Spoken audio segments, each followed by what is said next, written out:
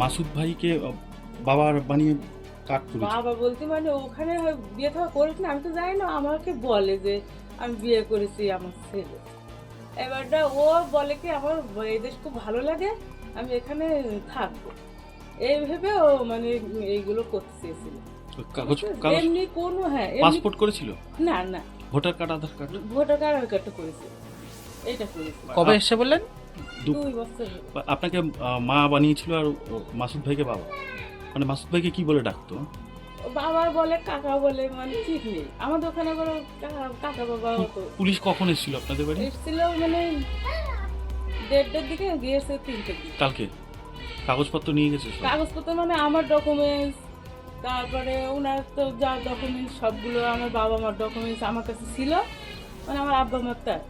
এবার সে ওদের ডকুমেন্টসগুলো আবার আমার আমার মোবাইলটাও নিয়ে গিয়েছে। কত বয়স হবে তা আবার রাহুলের? রাহুলের 21 বছর না। আর ওর আর এক ভালো নাম কি? ওর নাম রাসেল, কিন্তু রাহুল রাহুল করে কাগজপত্রে রাহুল, মানে নামটা রাসেল। এবার ওর মানে রাহুল রাহুল করা হয়। আর এই নতুন কাট করেছিল কি নামে? ওই রাহুল নামে। রাহুল নামে।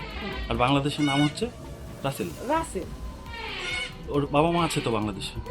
ও বাবা নেই, মা আছে। মা। এবার ওর মাকে নাকি বিয়ে করেছিল বলে, কিন্তু আমি সঠিক জানি না, আমি তো যাইনি সেখানে।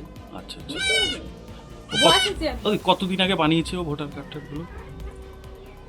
ভোটার কার্ডগুলো 3-4 মাস কি 5-7 মাস মনে হয়। আপনার বাড়ি এসে থাকতো? নিজের ছেলে? বাড়ি নাকি বাংলাদেশে?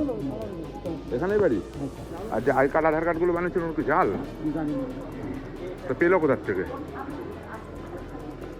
দুজনকে গতকাল বাগদা থানার পুলিশ গ্রেপ্তার করেছে। আজকে লানেট এসএসএম কোর্টে তাদের প্রডিউস করেছে। একজনের অভিযোগ হচ্ছে সে বাংলাদেশি নাগরিক।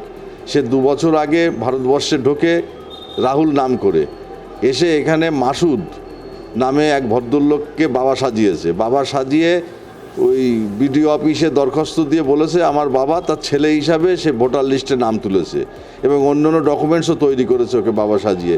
কিন্তু পুলিশ যে তদন্ত ইনভেস্টিগেশন করেছে, ইনভেস্টিগেশনে করে জানতে পেরেছে যে ভুয়ো লোক এবং এর বাংলাদেশ থেকে এসে এখানে বাবা সাজিয়ে এইভাবে তারা জালিয়াতির মাধ্যমে এবং ভুয়ো কাগজপত্র তৈরি করেছে। সেই পরিপ্রেক্ষিতে এদের বিরুদ্ধে জালিয়াতি এবং 14 ফরেনার্স অ্যাক্টের রাহুলের বিরুদ্ধে অভিযোগটা আনা হয়েছে এবং পাশাপাশি এবং শেল্টার দেওয়া এবং এই ভুয়ো কাজের সঙ্গে যুক্ত এবং তার বিরুদ্ধে যে ভারতীয় নাগরিক আছে তার বিরুদ্ধে 14C এবং পাশাপাশি জালিয়াতির যে সেকশনগুলো সেই সেকশনগুলো পুলিশ দিয়েছে এবং তদন্ত চলছে।